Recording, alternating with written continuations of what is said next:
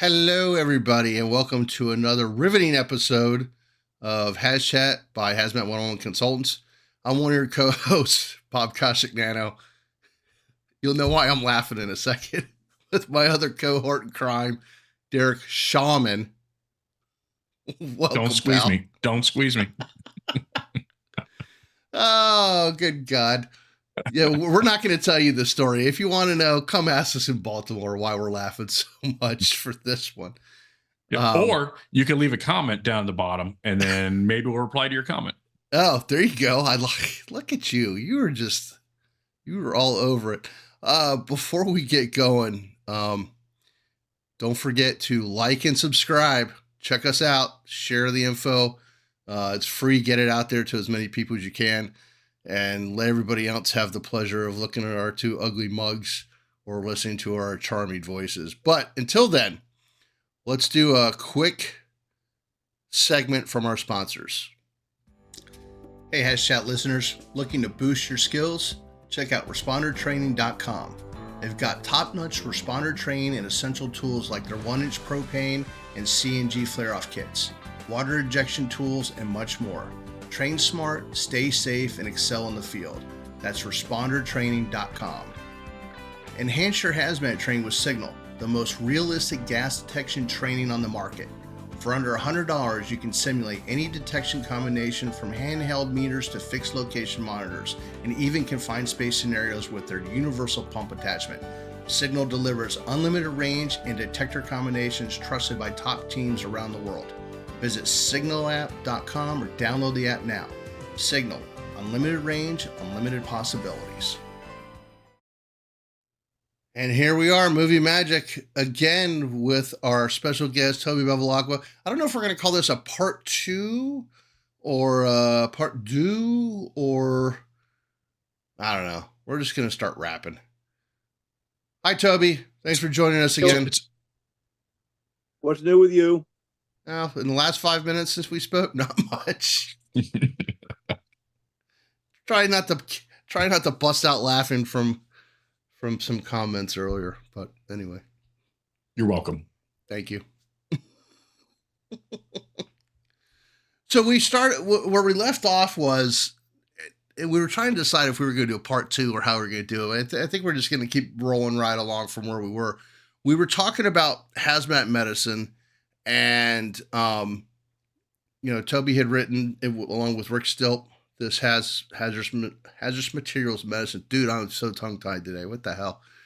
And we had talked about HazMat Medic, HazMat Alert, and things like that. So we can pick it up from where we left off, Toby, or if you want to go down a different road, or you have the wheel, sir.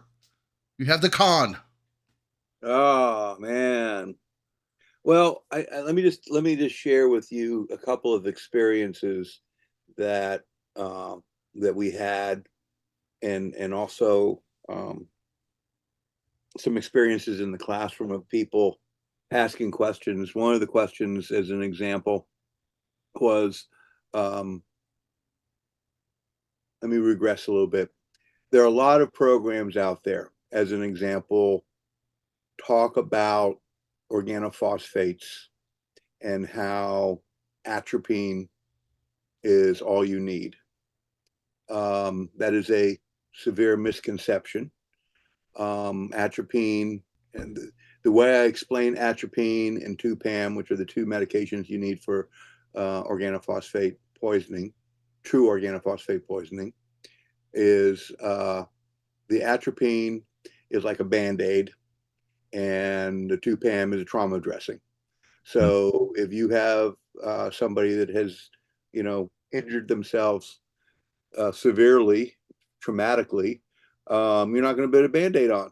You might put the Band-Aid on just long enough to turn around to get that trauma dressing in order, but the Band-Aid is not going to stay there.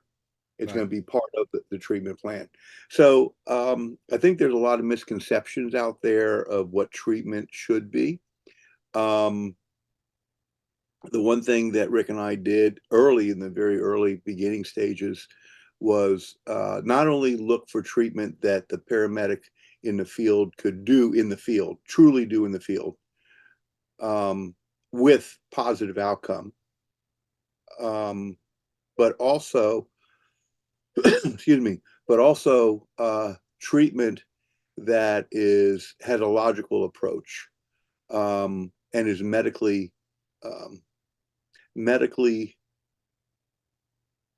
identified and medically, it's the word I'm looking for, researched and part of a part of a protocol. So what we did is we reached out to the poison control and had the poison control PhD MDs, PhD toxicologists look at the protocol to give us their opinion. So the protocol that I think, Bob, you have a link for, or will have a link for, I provide another link for you, not a big deal. It's all been vetted by the three poison control centers in the state of Florida, by MDs and PhD toxicologists. They all looked at it. So to have 6 doctor toxicologists come together and make their blessing on it and say, yeah, this works, to get 6 of them in a room and saying, okay, does everybody agree here? Although in the beginning it was a little challenging because everybody wanted to put in their own 2 cents. But as we started working through the problem, they realized that what we ended up with would be beneficial for the paramedic in the street. And one of those issues is something that Rick and I came up with.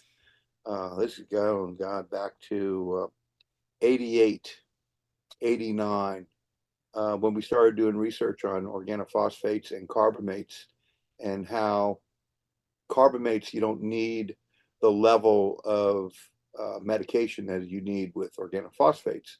So, for example, organophosphates, you need atropine, you need 2-PAM. With carbamates, you need atropine, no 2-PAM. So how do we distinguish between those 2 problems that are both in the eyes of the common viewer as pesticides? So what we did was we looked at chemical formulas, and we realized that chemical formulas in the organophosphate region, you can make out of the chemical formula the word CHOP or CHOPS, CHOP or CHOPS, standing for carbon, hydrogen, oxygen, phosphate, or carbon, hydrogen, oxygen, phosphate, and sulfur. What's interesting about that story is we put that in our protocol in 1988-89, and I see it in protocol across the country. I see it in lectures when I go to different conferences, and I hear somebody talk about organophosphates and how can you tell the difference between an organophosphate and a carbamate, and they say CHOPS. So I think, Derek, earlier you had mentioned that people have learned, maybe from me and Rick, by proxy, several generations maybe by now, I don't know. But that would be one really good example of how an idea that has caught on is now mainstream. You know, heat stress is another one that has become a little bit more mainstream now than it was, let's say, even 5 years ago, even 10 years ago. You know, we pay more attention to the heat stress problems than we have in the past, as an example. Let me ask you a question real quick before I forget. You had mentioned in the last episode about pre-entry vitals, right? Yeah. And yes. there has been, when we travel around the country teaching, we've heard different philosophies on this. One of the philosophies was, or is, that we don't do it before we go into a burning building. Why are we doing it before we go into a hazmat call? And then the follow up to that is a suggestion made. Well, maybe we should be doing it every morning at the beginning of shift to have a baseline. What's your thoughts on that whole topic? I think if we look at, well, let's look at the different problems, both hazmat, technical rescue, and normal firefighting, and let's put those in like three different buckets. Um, in hazmat, we typically do post entry or pre and post entry physicals. In TRT, maybe it kind of depends on the incident. I've seen protocols for like confined space that they do it, and other protocols for confined space that they don't. And then in firefighting, obviously, we don't. I think you have to look, you have to know your people. That's number one. I mean, you have Right. to know you work with these people every day. You have to know your people. We used to do in Orlando, we used to do pre-entry physicals on hazmat calls um, at the scene. Mm-hmm. Well,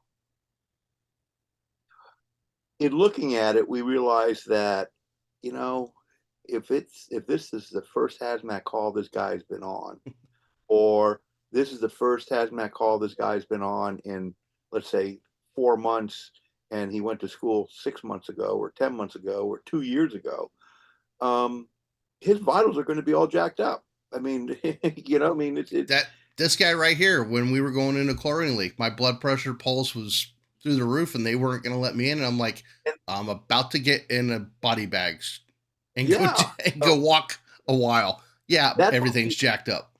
that's when we changed it to the morning to say, okay, you come in, before your coffee. Before Get your a coffee, good before good your point. coffee. Let's get some vitals. I think from any perspective, for example, if it's the summertime and you're in a area that has a hot environment, the lower 48, okay? And I don't care where you just draw a line across the center of the United States, everything down during the summertime, and even north of that during the summertime can be extremely strenuous in terms of heat.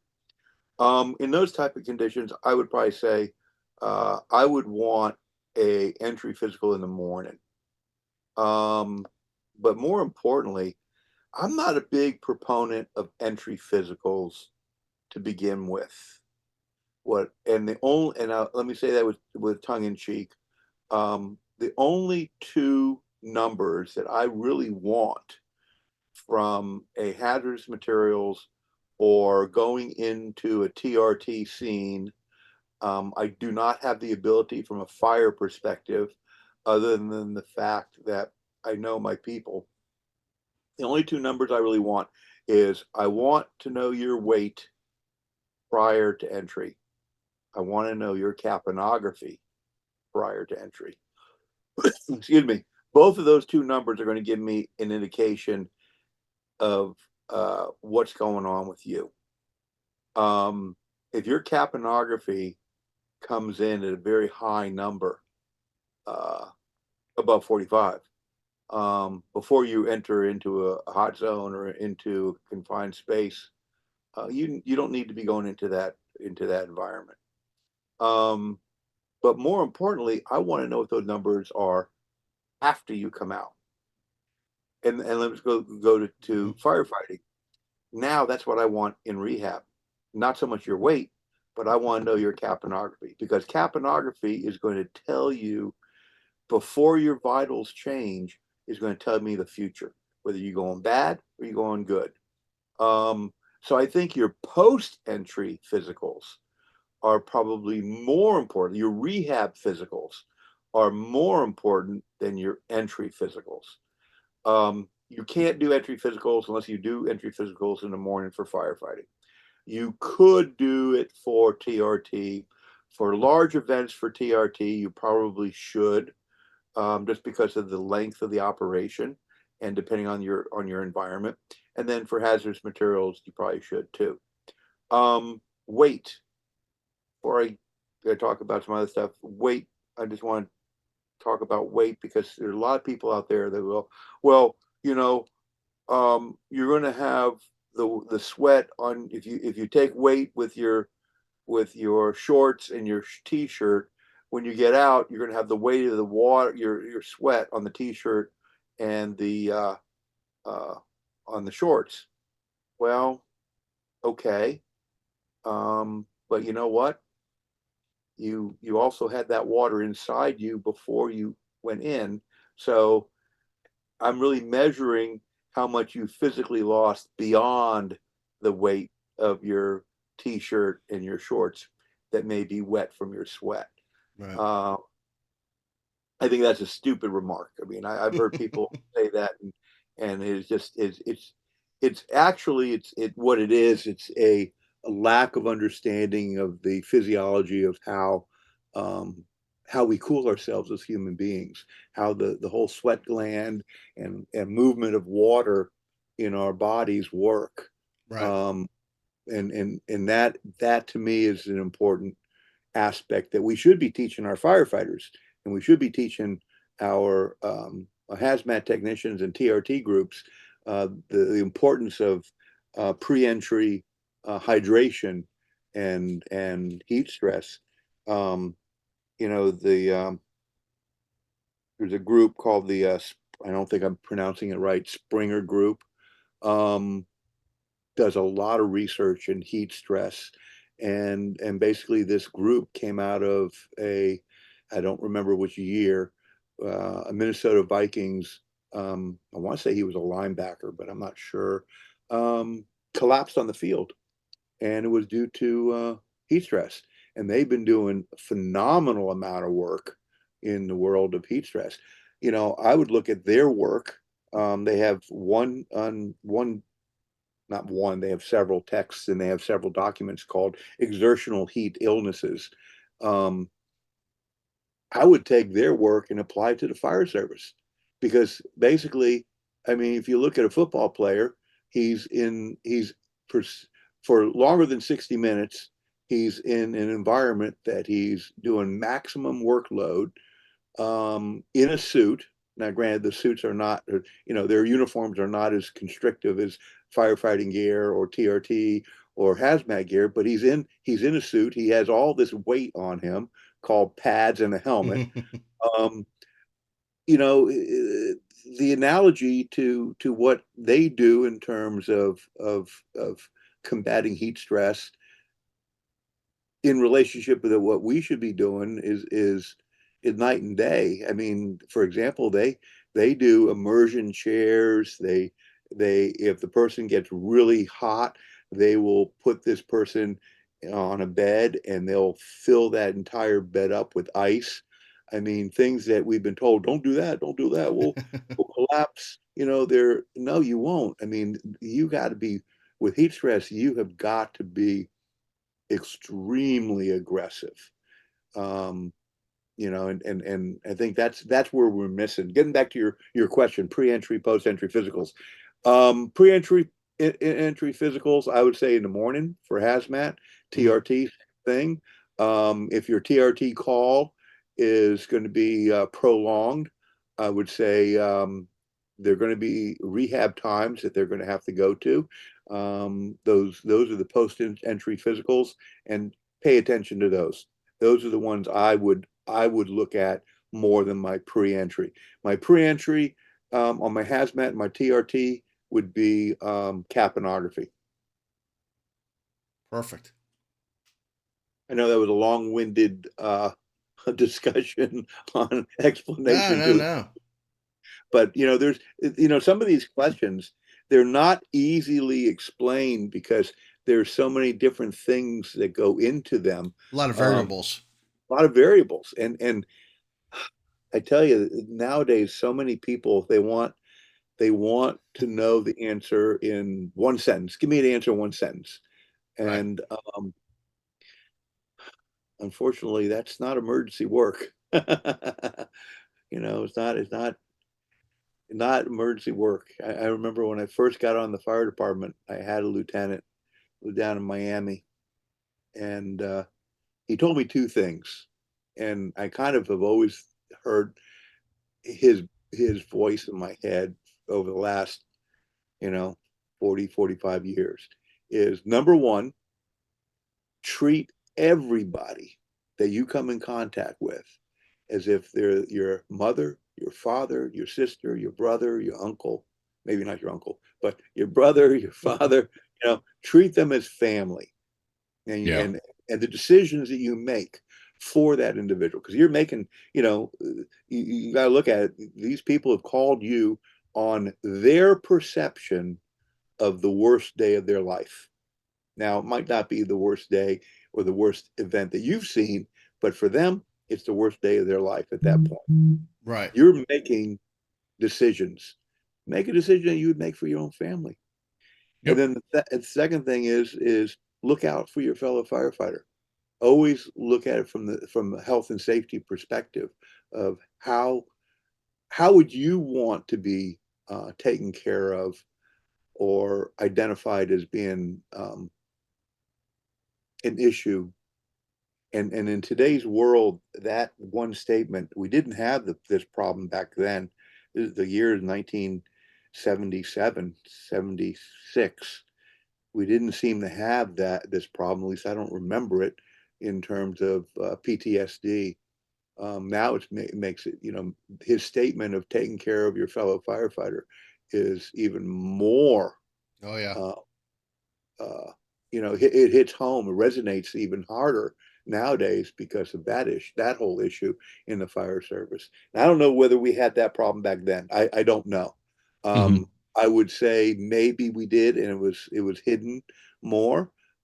Maybe we did not, because I can tell you back then, most of my coworkers, captains, lieutenants,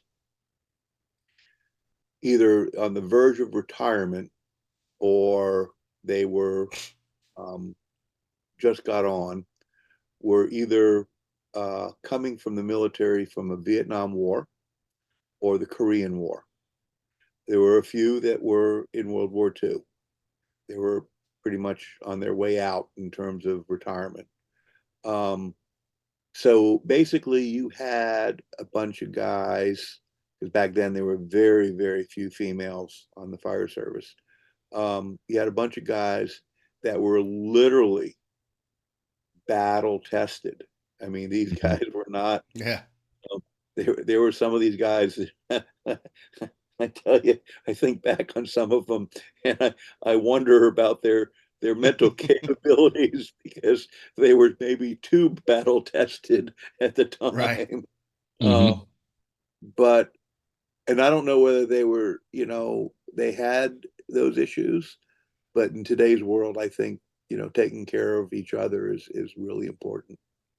Well, and I think that's the big thing is, taking care of each other, because from my perspective, I think that probably what we've seen is with the changes in the type of service that we provide in the fire service, especially the shift to EMS that really took place in the 80s and ramped up in the 90s. And now we've become kind of the go-to, almost the urgent care center has become the fire service. Yeah.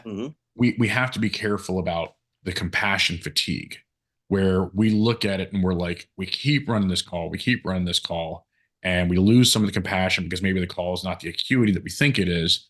But then we run that high acuity call where the resolution is not the resolution that we had hoped for when we got there.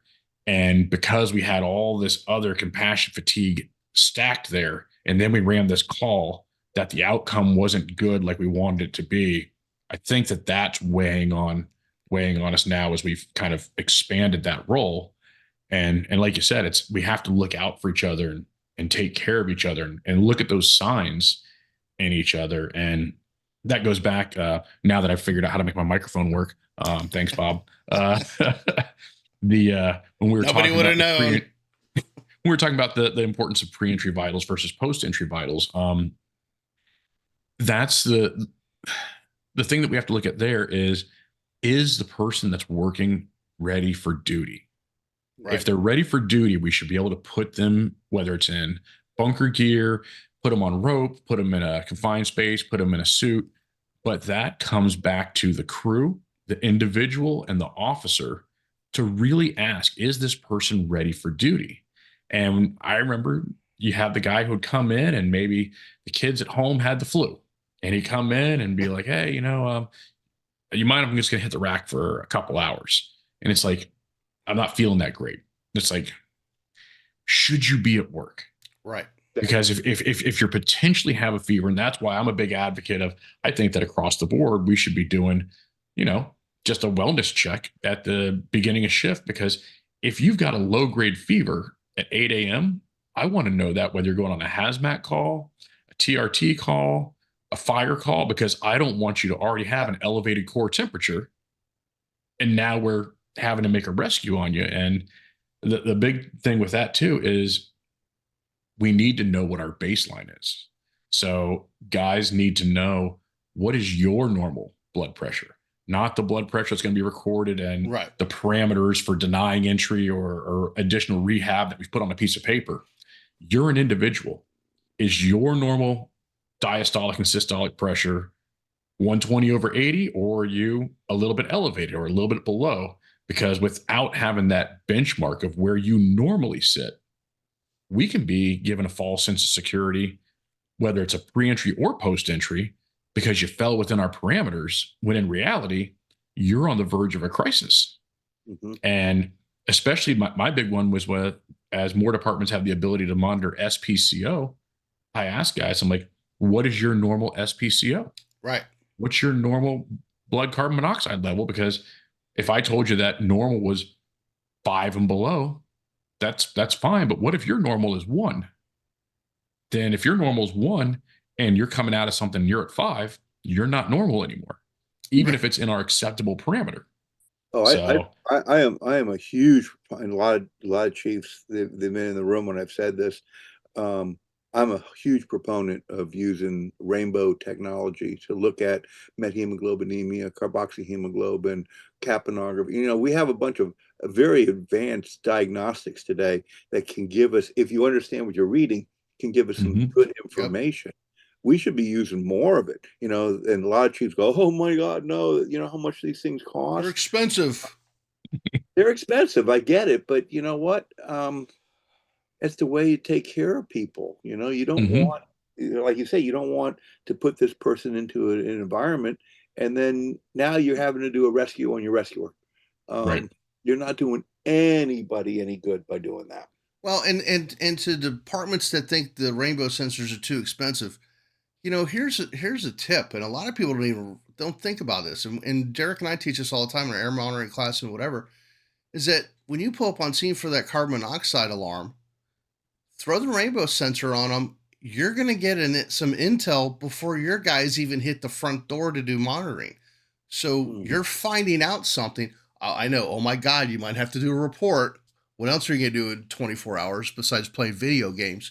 But, we have these tools for a reason. And the more you use something, then the chiefs and the bean counters can go, hey, you know what? It's worth the money because we're using it for this, this, and this. Yeah, and then identify it, for that. Let's say you come up on a call and it's smell, bells and smells type call, and you put rainbow technology on it and you get an elevated capnography, or not capnography, well, elevated capnography and elevated carboxyhemoglobin as an example. Well, going in that you've got a carbon monoxide issue. Put down that as a save. You run, if you did 10 of them in a month, which that is not inconceivable, put that down as a save, and then announce that to the community. The fire department just saved 10 lives by using this equipment, blah blah blah. Gotta sell it, baby. Gotta sell it. Sell it. And that way, yeah, the bean counters look at it and go, whoa, wait a second. Yeah, look at that. We're doing some good stuff here. I can tell you there's some technology. I can't really talk about it because it is still under wraps, but there is some technology that's coming down the pike that I've had the privy to, that is going to revolutionize I think, EMS, in that it's going to give us more data points to look at. Now, the downside of that is medics are going to have to be even more educated to read this data. But I think the upside is we're going to be able to catch things in the hazmat world definitely sooner, in the fire world, in rehab, and tech TRT in rehab much sooner. And then in general population, the smells and bells, you're going to go to those calls. And if you use the technology and along with the diagnostics we have now, oh my God, put it down as saves, make on that community's fire department's webpage, maybe put in the upper right hand corner a little thing, how many people we saved this month, and let that number tick up and down. Even if it's one, I don't care whether the number is just one. It's better to put that up instead of how many days without an injury. Yeah. I mean, positive. Don't be negative about it. Let's be positive about it. And I think that's where fire departments and EMS, for that matter, I think that's where they're missing the boat. In that, we're not telling our communities, our constituents, of, yep, you're spending tons of money, but look how many lives you've saved this month. There's your return on investment. That's your return on investment. Exactly. Yep. And it's like we always say, one of the challenges we have with hazmat was that all the other special operations, the word rescue is attached to them. Technical rescue, rope rescue, confined space rescue, dive and we rescue. Just call it hazmat. And because hazmat, a lot of times our calls don't have the visibility that news agencies look for, unless it's a major incident. A carbon monoxide call with 12 people exposed usually doesn't make for a sexy news story as far as video footage. No. So it doesn't get seen as much. But I tell people all the time, short of a high-rise fire, the most rescues that you'll affect on a single call are going to be most likely a hazmat incident, because you either removed people prior to their exposure, or you got there and identified 10, 12, 15 people who all needed some sort of intervention or care. Yep. As did one of our TR3 truck companies who knew how to use an air monitor. And what was it? 30 people they saved that night in that apartment complex from carbon monoxide poisoning. I challenge anybody to say they've made 30 grabs in their career. I challenge anybody to say maybe you might have made one with 100% positive outcome. Right. Exactly. Right. With 100% positive outcome. Yeah. I mean, that's the other thing I'm a strong proponent of is, I think it's a good move on EMS's side to put carbon monoxide sensors on their EMS bags. Yes. Believe what the sensor is telling you, because I've heard also cases where, Lieutenant goes, shut that damn thing off. It's malfunctioning again. well, maybe it is, but you know what? If it's not, there's a problem. I think too, we should put 4-gas meters on jump bags, just because we're only capturing one problem. We're not capturing a multitude problem, and a lot of guys, oh my God, everybody being a hazmat dude. Well, no, in this but they got to be trained though.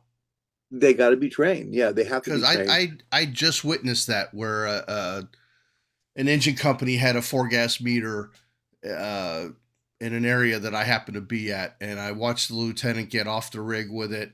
I knew he didn't fresh air cowl it. I watched him walk into an confirmed gas leak in a building, and in bunker pants. I mean, come on. But I will tell you, the CO, you're right about that, because there was an incident where a hydrogen leak was discovered in a huge facility. I'm not going to name, obviously, and they had another EMS unit or whatever that had a CO alarm on their life pack, and it too went off. And then like, oh, 2 of them. That's a clue. We probably ought to call the hazmat team. And that's how they discovered that what they think was a major hydrogen leak within the facility, where hundreds and hundreds of people were working. Yeah, and I think there's got to be a little bit more education in the metering side Oh, for uh, sure. for hazmat. Just because, I mean, look at it today. I say this to all my classes. I do not envy you guys that are on the job now, because the amount of hazards has hazards used to just creep up, every couple of years. Okay, new hazard here, new hazard there, and you're able to adjust for it and take care of it. It seems now that the level of hazards that creep into the call load has multiplied tenfold, Yeah. and it just keeps on getting worse. It's not getting better, meaning that there's got to be more training, and I don't believe training in some of these areas is just throwing a memo out and saying, no, read this. Mhm. I think there's Yeah. got to be a little bit more than that. Yeah. But Yeah. the amount, and that goes for the EMS side too. I mean, the EMS side has got to get on board, and they, oh, we're not firemen, we're not in the fire service. Well, no, you're not. But you know what? You get on scene, and if somebody's not educated there, or doesn't have the proper equipment, or doesn't know how to use it, you're going to get hit too. You know, Mhm. Well, simple as and that that. and one of the things that we do in the ops class, and we did an agency where their EMS, all the calls, the scenarios we gave were EMS runs, but it was to recognize that it wasn't an EMS run; it was actually a hazmat call. So it doesn't matter if Mhm. you're a firefighter paramedic on a box with your department, ambulance, rescue, whatever you're calling them, or you're a simple ambulance service that has no fire background whatsoever. You're going on an EMS call that could easily be a hazmat call. And, Mhm. we have to teach these people these things. So, Well, anyway, and that's where we also have to have some cooperation, some crossover, because for all the advances that we've made in EMS with whether it's different medications, different therapies, capnography, CPAP, all these things that we're bringing into the field. The one area that we really don't see a lot of change happening in EMS is enhancement of PPE. It's right, still eye protection, gloves, maybe a mask, right. trauma sleeves or something like that. But the last major things that we've had, whether it's globally or whatever, our big concern now is pandemic type responses, whether it's Ebola or some sort of other viral infection or whatever. And until we know what those things are, we're going to have to upscale PPE and Yep, then bring it back down, whether it be a naturally occurring thing or even some sort of an attack related thing. EMS has to embrace higher levels of PPE and right. has to get comfortable with things like PAPRs and all these different filtration systems, and just branching out and saying, hey, you know what? We might be putting you into uh, a non-permeable level of PPE that's going to be a full coverall. Like you might be in uh, a coverall suit. Like we have to bring them with us and get in that same boat to where it's not, we don't have this. What can you hazmat guys do for us? And it's like, well, we know how to use this, Right, but this is a medical problem, right. and find that balance. Well, you brought up a good point too at the conference that we were just at in Michigan, where, one of the classes we were teaching, you said we ramped up for Ebola, and then when Ebola went away, and you know nobody was really running those calls, we got lackadaisical. It's like the same thing with, and then here comes COVID, and we're having to play this catch up a game instead of staying at a certain level of readiness. We're dropping down and going back up, and we did the same crap in 2001 with the powder calls. Toby, well, you as well. We were all running 30, 40 powder calls a day, and what happened when they all went away?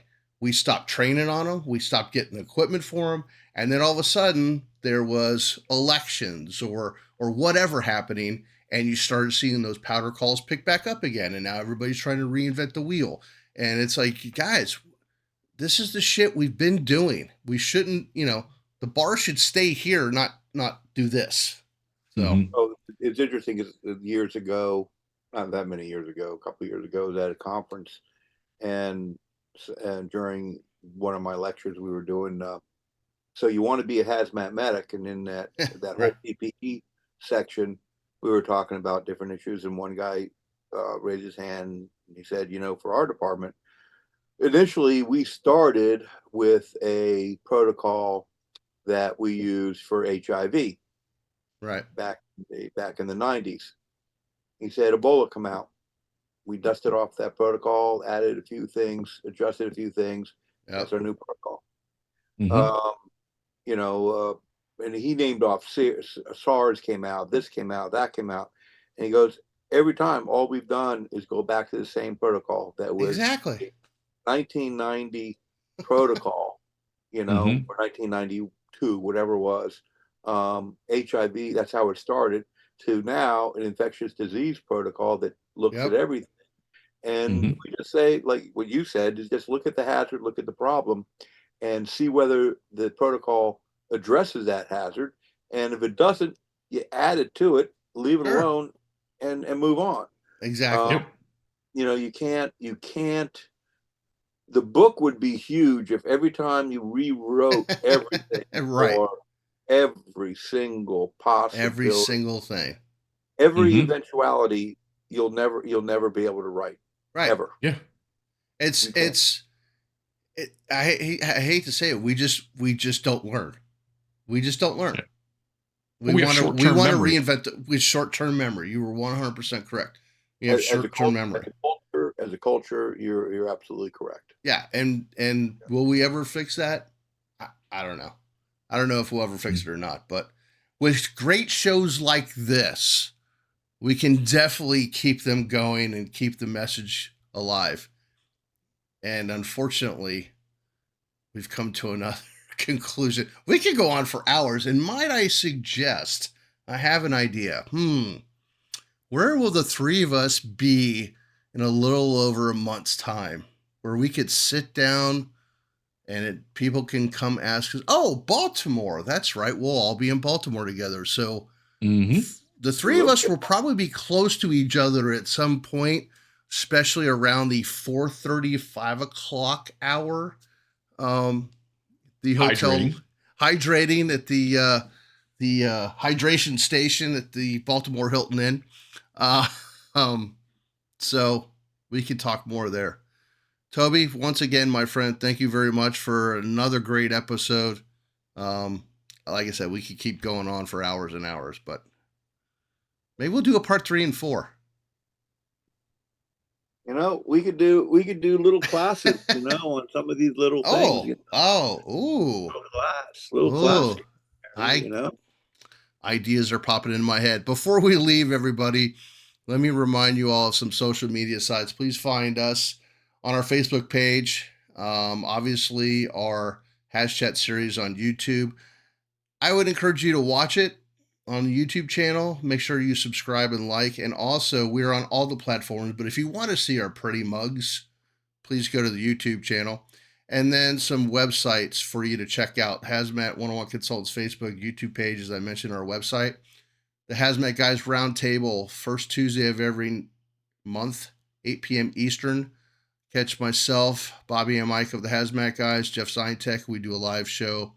And then Hazmat Group 2, Hazmat Group, and Common Sense. All great places to get information. Don't try to reinvent the wheel. Ask questions, and maybe you'll get some good answers. A lot of people try to help everybody out. That's what it's about in our community. Again, thank you to our special guest, Mr. Toby Bevelacqua. Thank you, Sensei. I appreciate it very much. And with that, folks, we bid you a fond farewell.